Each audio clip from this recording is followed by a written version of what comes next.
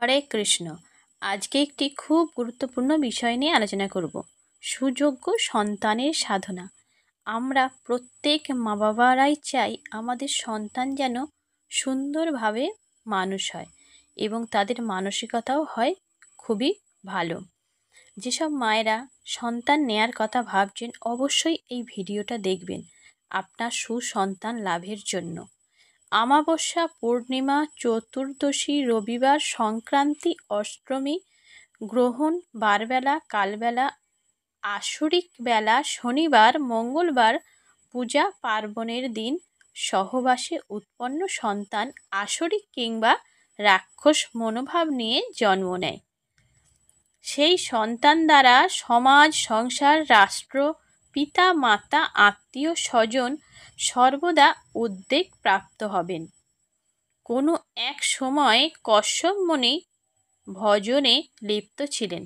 সেই সময়ে দৈত্য মাতা অদিতি কামাচ্ছন্ন হয়ে ওনার কাছে সহবাসের জন্য কাতর আবেদন করেন। কশ্যপ মুনি ওনাকে বোঝান, দেবী, ইহা সন্ধ্যাকাল, ইহা আসরিক কাল, ইহা সহবাসের উপযুক্ত সময় নয়। কিন্তু মাতা অদিতি জোরপূর্বক সহবাসে লিপ্ত হন। কাম আগুন শান্ত হলে মাতা নিজের ভুল বুঝতে পেরে লজ্জিত নয়নে অনুতপ্ত হয়ে ক্ষমা প্রার্থনা করেন।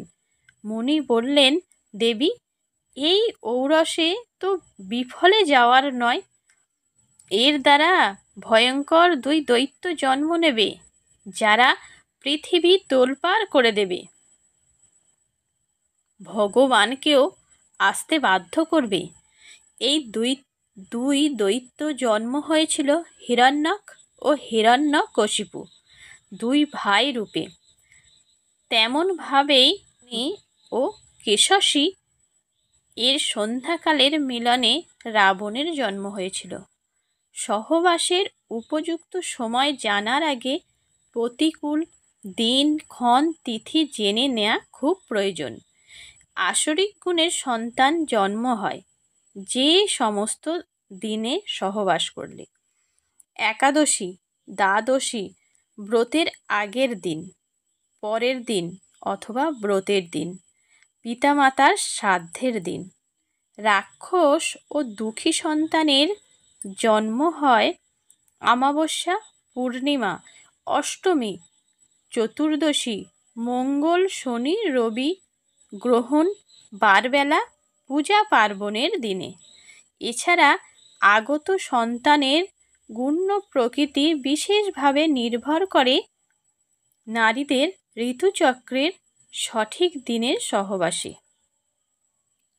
ঋতুচক্রের দিন সন্তানের প্রকৃতি: প্রথম অসুখ বিসুখ, দ্বিতীয় দিন মৃত সন্তান, তৃতীয় দিন মৃত, চতুর্থ দিন গরিব, পঞ্চমে অতি ভাগ্যবতী কন্যা, ষষ্ঠে ভাগ্যবান পুত্র, সপ্তমে ধর্মপরায়ণ কন্যা, অষ্টমে পরম ধার্মিক পুত্র, নবমে কুলশ্রী বর্ধিনী কন্যা, দশমে মহাসুখী পুত্র, একাদশে পরপুরুষগামিনী কন্যা, দ্বাদশে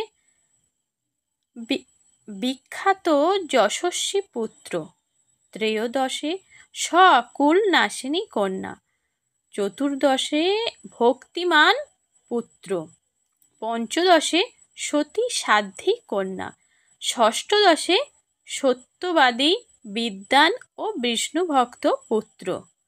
সহবাস অতি পবিত্র একটি বিষয়, তাই সুসন্তান লাভে আগ্রহী হলে স্নান করে পবিত্র হয়ে ঈশ্বর ও গুরু প্রণাম করে সহবাস প্রয়োজন। সাথে আগের সমস্ত সংস্কার পালন করুন।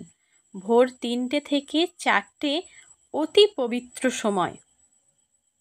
সূর্যোদয়ের 1.5 ঘন্টা আগে পর্যন্ত সময় ব্রাহ্ম মুহূর্ত অতি পবিত্র সময়। শুদ্ধভাবে সমস্ত নিয়ম পালন করে সহবাসে ভক্ত সন্তান আগমন অবশ্যম্ভাবী। ভোরবেলা, গোধূলি লগ্নে এবং দুপুরে সহবাস নিষিদ্ধ।